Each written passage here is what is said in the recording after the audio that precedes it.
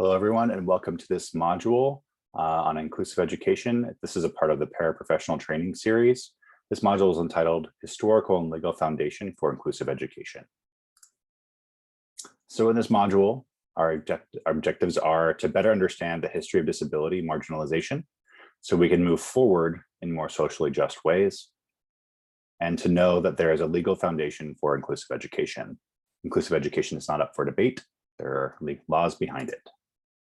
So our agenda for this module is to discuss the historical foundations of inclusive education, the legal foundations of inclusive education, and I will introduce some deeper dive activities for you to explore after you've finished watching this module.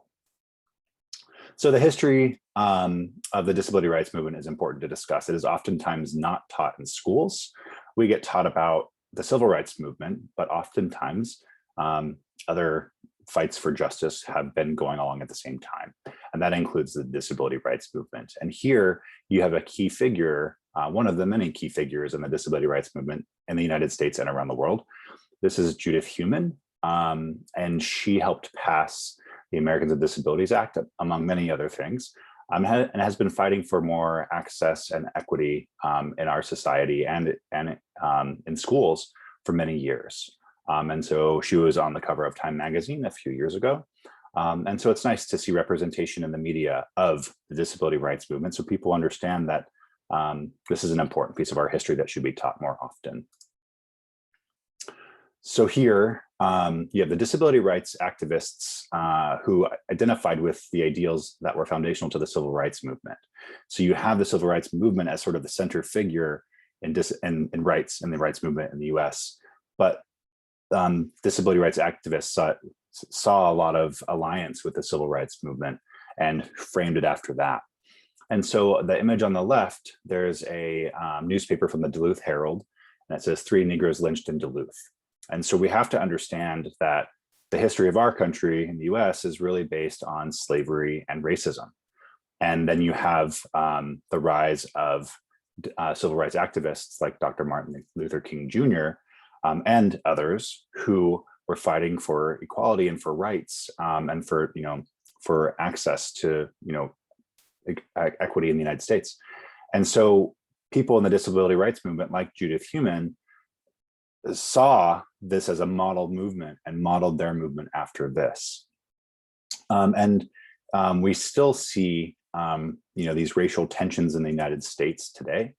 This image on the right is from Charlottesville, and it's a image of white supremacists, pushing back against racial equality, Black Lives Matter movement, things like that.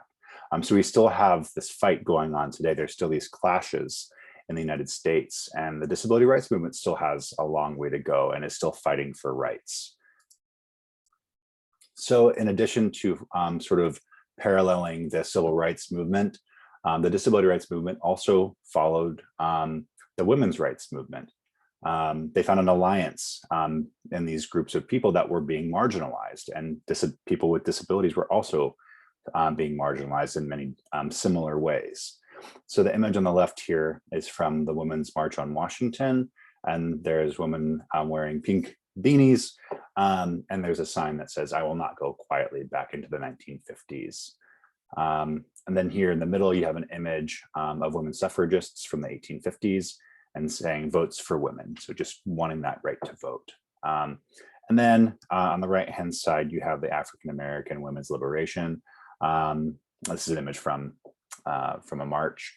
And so there's been iterations of women's rights, fights for women's rights in the history of our country. And the disability rights movement has sort of had those same sorts of moments in time, kind of an ongoing fight for equality and equity. So when we talk about a legal foundation for inclusive education, one thing to note, or one way to think about it, is that there are laws that mandate inclusive education happen in schools. So it's not up for debate. So we really want to say there's a law here, so we're going to do it. We just got to figure out how we're going to do it. And so that's what we'll talk about here. So you have links in this PowerPoint.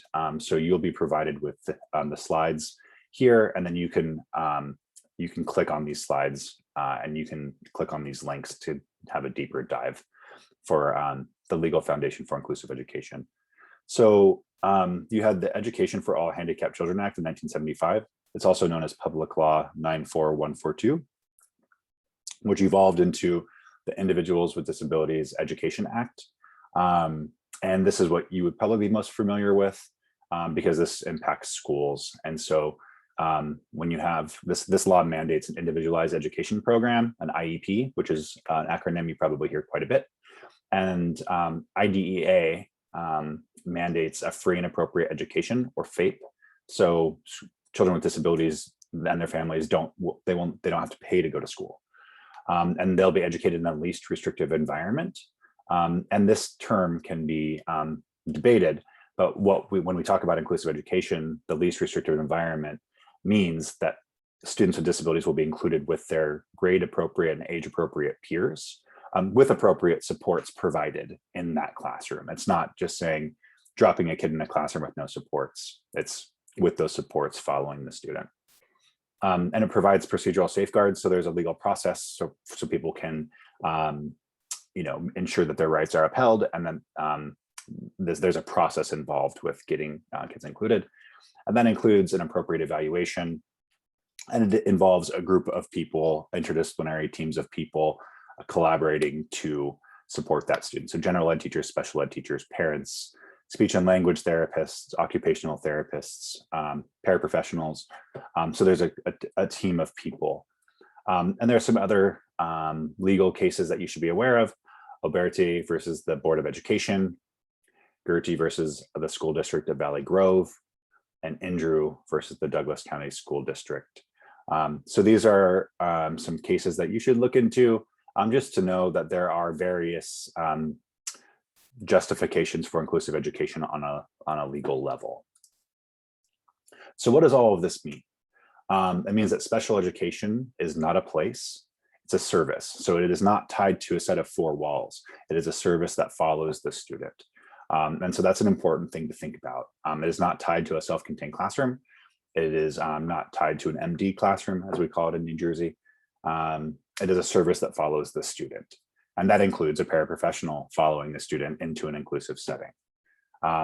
This means that students should attend their neighborhood schools, the school that they would attend in the absence of a disability.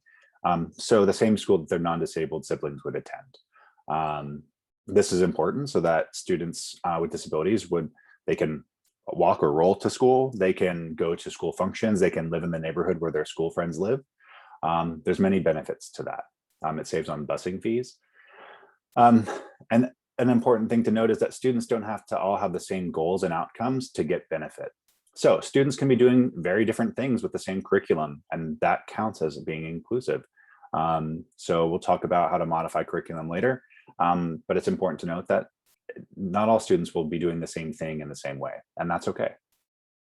And I mentioned that supplemental supports, aids, and services will be provided inclusively. So that means that the student comes with a set of services and supports with a team who knows how to deliver those supports. And if those aren't provided, then that's not inclusive education. That's not best practice. And so the important thing to note here is we are talking about how can we do inclusive education? It's not can we do it. We know that there's a legal foundation that says we have to do it. So how can we do that is really the important point here. So that's one thing I really kind of push with teachers and school districts. We're not debating it, we are doing it. It's just how are we going to do it in the best way possible. So here you have a variety of deeper dive activities. The first one is from a disability scholar, Michael Giancreco. This is an article, it's 10 minutes read. Activity 2 is watching a video, Willowbrook State School, an institution.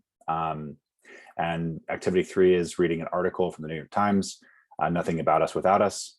It's about a 15-minute read. There's an audio option. And activity 4 is watching a video about a grassroots disability rights organization. So should activity 1 speak to you, there's a link to this article here. This is Dr. Michael Giancreco. And this article talks about how a student doesn't have to be at grade level in order to be fully included meaningfully, which means that the student may be doing different work, different ways of completing the same work. So we're modifying the general ed curriculum in many different ways for students to access it. And that means that they may not be doing the same thing for the same outcome, but they'll be using the same curriculum as a guide. This video here is about Willowbrook State School. Trigger warning, there is graphic images of people with disabilities living in very poor conditions in an institution. And this is an important video. Geraldo Rivera was actually the reporter who exposed this, but this was a very big deal because people with disabilities were often warehoused in these institutions and forgotten about, and living in deplorable conditions. These institutions in various forms do still survive today, and not all of them have very nice living conditions. So this isn't just something that's gone back in time and is disappeared. These still exist today, sort of wearing a different costume. So this is an important video to watch should you be interested in that. As I mentioned, this is a New York Times article about the history of the disability rights movement. It's a really interesting article just about where the disability rights movement came from and where it is headed. And then this is a video here about ADAPT, which is a grassroots disability rights organization that actively and aggressively fights for their rights. They're oftentimes arrested at their protests and very loud and very proud of their disabilities, and they are fighting for their rights in a very prominent way. So very interesting group that you should be aware of. So some summary of key ideas. The disability rights movement mirrored both the civil rights movement and the women's rights movement. And so they found a lot of alliance. They're contemporary. We need to understand the history of disability oppression in order to know better ways of moving forward. So what has happened in the past, and how can we make it more socially just moving forward? And then it's important to know that there's a legal foundation for the why behind inclusive education. The debate of why inclusion is over. We're not debating it. It's where we need to go. And what we need to discuss is how we're going to do it. So should you want to have any references or have your own links, you can keep these for your own reference and educate yourself in a deeper way with these references. This is where all the images come from. So you can check out more of this should you be interested in some of the where all the images came from. And this is a part of the Learning Resource Center South. And so thank you for your time.